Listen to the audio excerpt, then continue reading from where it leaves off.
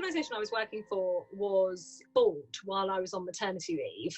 I was in my 3rd month of maternity leave, and I was quite shocked. It wasn't something that we were expecting.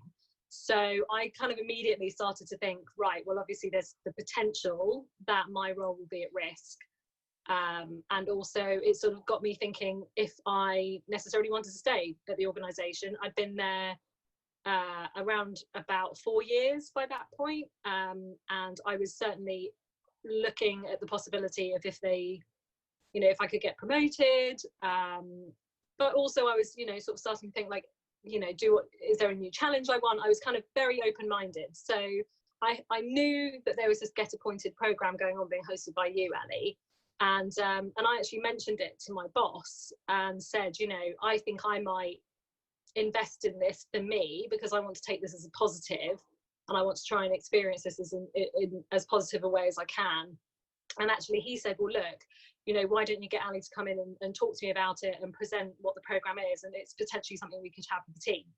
So we went down that route. We brought you in for our team, and it was really, really helpful because I think certainly from our team's perspective, most of us had no idea about any of the rights that you have in a takeover, or how redundancy pools work, or any of those sorts of things. And also, a lot of us have been in the organisation for at least 2 years, and in that time, job seeking has massively changed. You know, the role of websites like LinkedIn have become much larger than they were back when I was job hunting 5 years ago. So, you know, your programme was really helpful in educating us on the legal aspect, educating us on the technological aspects of job hunting, but also really sort of starting to think about how we were presenting ourselves at different stages of the process, both internally with our company to secure the best possibility of being given a role, if that was how the merger process was going to work, but also how to present ourselves at different stages externally of the organisation if we were looking to find roles outside of the company. So that in itself was incredibly helpful, and really gave, I think, certainly me, and I would say for the broader team, a lot of confidence about how they were going into the process.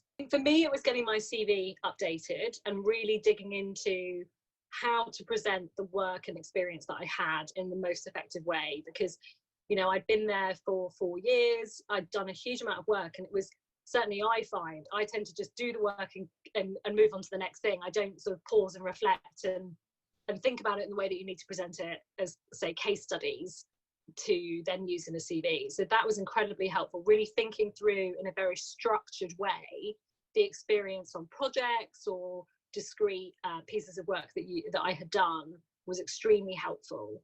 And then also I think, sorry, the results you delivered, I mean, you have done phenomenal things whilst you've been in that organisation, and be able to get that across concisely and kind of that, and I got great feedback from people on my CV. And then also the other thing I think I found incredibly helpful was actually how to handle yourself in what seems like informal conversations, which I think the more senior you get, the more informal conversations you will have, where actually you are essentially being interviewed. It's being presented to you as if it's not. And I think certainly when I first came back from maternity leave, I did do an interview that I think I handled incorrectly, and didn't get further in the process. And I think that's because I hadn't taken it to be as sort of formal as it actually was. I think I had taken on face value, they were like, oh, we just want to have a chat, and that's how I'd taken it, and really it was an interview, and I hadn't probably prepared enough. So every single time after that I was having a chat with anybody, I was approaching it like a proper full-on interview. And so tell me a little bit about how the role that you're now stepping into, which is a director level role. Fantastic, congratulations. Thank you. And just tell me a little bit about how that emerged, because it sounds like it kind of emerged from that networking informal interviews process. So the person who approached me about the role was someone I have actually known in my industry for many, many years. And he has been very vocal over the years about trying to hire me. And, you know, lots of informal coffees and things like that. And I'd always resisted. And, you know, just at that point in my career, it wasn't the right move. And so he actually approached me, and it was a very, very informal process to begin with, lots of sort of, just chats that happened to happen, and then progressed to me saying, okay, well, actually I am, quite interested, let's have a more formal conversation. And then it went into a formal interview process that was structured and led by HR. Although it was indicated to me very strongly, you are very much, a candidate we are interested in, but I was by no means handed the job. I had to go through a 3-stage interview process. As you were, I think this is also really important to note that, I support people in the background and I'm with them every step of the way, but you are still the one who's in that room having to prepare, having to present, and you're still the one in the room having to articulate and talk about your achievements and your deliverables. So it's all still the candidate, who's doing the work. Yeah, and that was the thing. You were very helpful in I had my case studies down, but also I think really importantly, certainly for when you get to those more formal late stage interviews, they're trying to dig under the surface of who you really are and how you will actually behave in a work environment with them. And so you get the classic question of, tell me about a time you've made a mistake. And I had a case study ready, and I had my response ready, so that I wasn't sat there going, nothing, everything I've done has been perfect. I was very ready to be able to answer those. They're not purposely, trying to, sort of upset your flow, but they're trying to get to something else and getting you to present something about yourself that isn't perfect. So I'd already prepared for that. That was really helpful. Having the case study, but also having a really clear list of questions I had for them. And I think the preparation that I did with you was incredibly helpful in really focusing my mind on, this is a 2-way process. And I didn't have to leave my role. I had been offered a role at the current company I had been working at. And so for me, it was a little bit of a comparison and a contrast of what could this new organisation offer me versus me staying in my current role. Yes. And that is really valuable. Yeah, and I remember us doing a bit of work on the kind of, when we came to talk about evaluating offers and really understanding what is everything, my total reward, everything that I get in benefits, perks, so you can really compare and contrast with any offers that you're getting. And then you're in a position to know, well, what matters to me? What actually do I want to negotiate? And how might I then land an offer that really is going to be, I'm going to absolutely be excited to get started. Talk to me a little bit about that. So, because I was so aware of what it was I was looking for, I was able to be quite upfront in those initial informal conversations and say, this is the situation I'm in. I appreciate you're not, the company that I'm now joining is not the same sort of organisation as the one I'm leaving, which is an international company. And I sit in a UK affiliate. So we had very open and honest and frank conversations about what that would mean from a remuneration perspective, and my expectations. And to the point where it was so open and honest that when I was still sort of umming and ahhing about if I wanted to go forward into a more formal process, I was sent an email detailing how this would be a huge step forward for my career and all of the benefits that the company could offer me, both financial and more career structure benefits. It meant that I actually had quite a strong hand. It wasn't a sense of, oh, I might get made redundant, who will take me? It was my decision in what to do. Yeah, absolutely. And given that you are the mother of a young, beautiful girl, Edie, and you and your husband both work full time, so I imagine that was also part of what was important for you about moving into a new company, was giving you some flexibility around that. How were they responsive? I presume so, otherwise you wouldn't have accepted.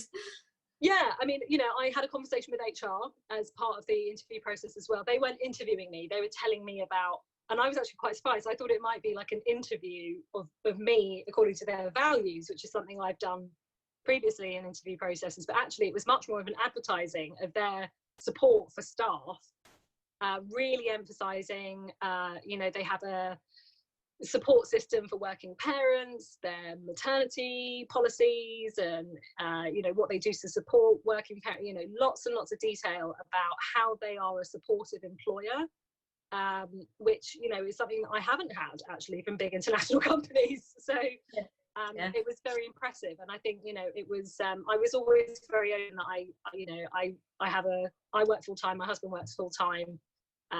It's not a case of I have someone at home who can go pick up my child. Like, it is a shared responsibility. So thrilled to hear about, you know, the good employers out there, because unfortunately in my line of work I come across women who have been made redundant whilst on maternity, treated like utter rubbish, and even when they do come back off maternity leave, their status somehow being shifted and in a negative way, and it really makes me cross. So to hear of an employer who is very forward thinking, was very, you know, have those policies and practices in place, that is music to my ears.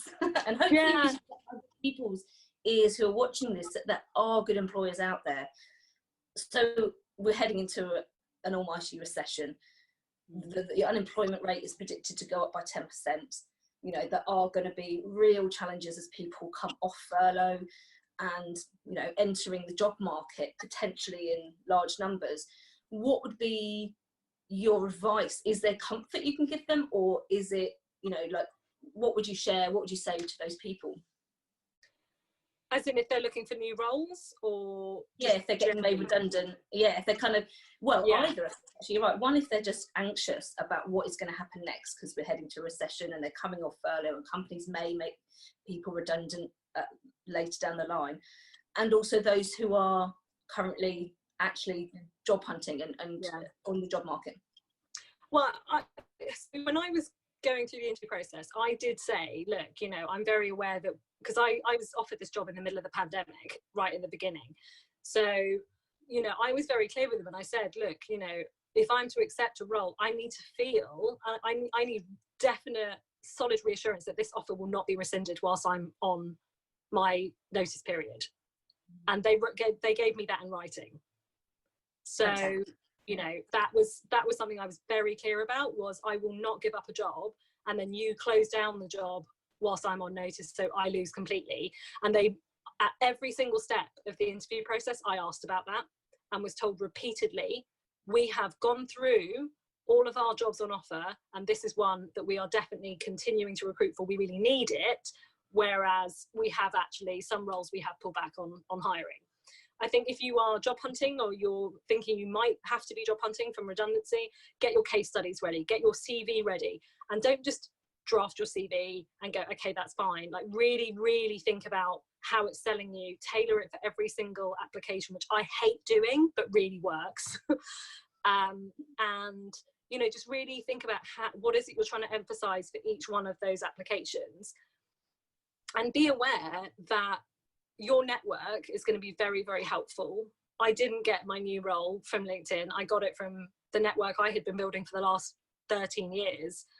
And the people who can best advertise you are often the people you work with. And just staying, you know, just trying to stay relevant, keep reading things. Like, I've been on notice period at the moment, so I haven't been hugely busy.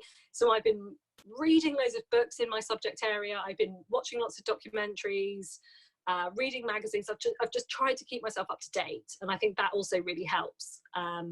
So it's you know, it's unfortunately, there's probably not as many job roles out there as maybe there might have been, but they are still out there. Companies are still recruiting.